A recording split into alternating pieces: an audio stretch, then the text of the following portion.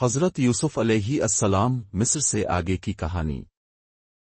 حضرت یوسف علیہ السلام کو قافلے والے مصر لے آئے اور وہاں انہیں عزن مصر نے خرید لیا۔ عزن مصر کی بیوی، جس کا نام زلیخا تھا، نے یوسف علیہ السلام کی خوبصورتی اور نیکی دیکھ کر دل میں خواہش پیدا کی۔ ایک دن جب گھر میں کوئی نہ تھا تو زلیخا نے یوسف علیہ السلام کو گناہ کی دعوت دی۔ یوسف علیہ السلام فوراً اللہ کی پناہ مانگتے ہوئے بھاگے۔ زلیخا نے پیچھے سے ان کی قمیص پھاڑ دی۔ اسی دوران عزن مصر دروازے پر آ گیا۔ بات کھل گئی اور ایک گواہ نے گواہی دی کہ اگر قمیص پیچھے سے پھٹی ہے تو یوسف سچے ہیں، ورنہ جھوٹے۔ قمیص پیچھے سے پھٹی تھی، یوسف علیہ السلام بے گناہ ثابت ہوئے۔ بات شہر کی عورتوں میں مشہور ہو گئی۔ زلیخا نے ان عورتوں کو دعوت دی، پھل دیے اور چاقو پکڑائے۔ جیسے ہی یوسف علیہ السلام کمرے میں داخل ہوئے، عورتیں ان کی خوبصورتی دیکھ کر حیران رہ گئیں اور اپنے ہاتھ کاٹ بیٹھیں۔ سب نے کہا کہ یہ کوئی انسان نہیں بلکہ فرشتہ لگتے ہیں۔ زلیخا کا دل مزید یوسف علیہ السلام کی طرف مائل ہو گیا۔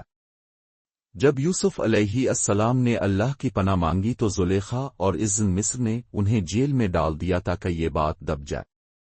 جیل میں یوسف علیہ السلام نے 2 قیدیوں کے خواب کی سچی تعبیر دی۔ خوبصورتی اور نیکی دیکھ کر دل میں خواہش پیدا کی۔ ایک دن جب گھر میں کوئی نہ تھا تو زلیخا نے یوسف علیہ السلام کو گناہ کی دعوت دی۔ یوسف علیہ السلام فوراً اللہ کی پناہ مانگتے ہوئے بھاگے۔ زلیخا نے پیچھے سے ان کی قمیص پھاڑ دی۔ اسی دوران عزن مصر دروازے پر آ گیا۔ بات کھل گئی اور ایک گواہ نے گواہی دی کہ اگر قمیص پیچھے سے پھٹی ہے تو یوسف سچے ہیں، ورنہ جھوٹے۔ قمیص پیچھے سے پھٹی تھی، یوسف علیہ السلام بے گناہ ثابت ہوئے۔ بات شہر کی عورتوں میں مشہور ہو گئی۔ زلیخا نے ان عورتوں کو دعوت دی، پھل دیے اور چاقو پکڑائے۔ جیسے ہی یوسف علیہ السلام کمرے میں داخل ہوئے، عورتیں ان کی خوبصورتی دیکھ کر حیران رہ گئیں اور اپنے ہاتھ کاٹ بیٹھیں۔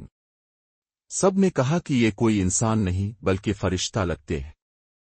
زلیخا کا دل مزید یوسف علیہ السلام کی طرف مائل ہو گیا۔ جب یوسف علیہ السلام نے اللہ کی پناہ مانگی تو زلیخا اور عزن مصر نے انہیں جیل میں ڈال دیا تاکہ یہ بات دب جائے۔ جیل میں یوسف علیہ السلام نے 2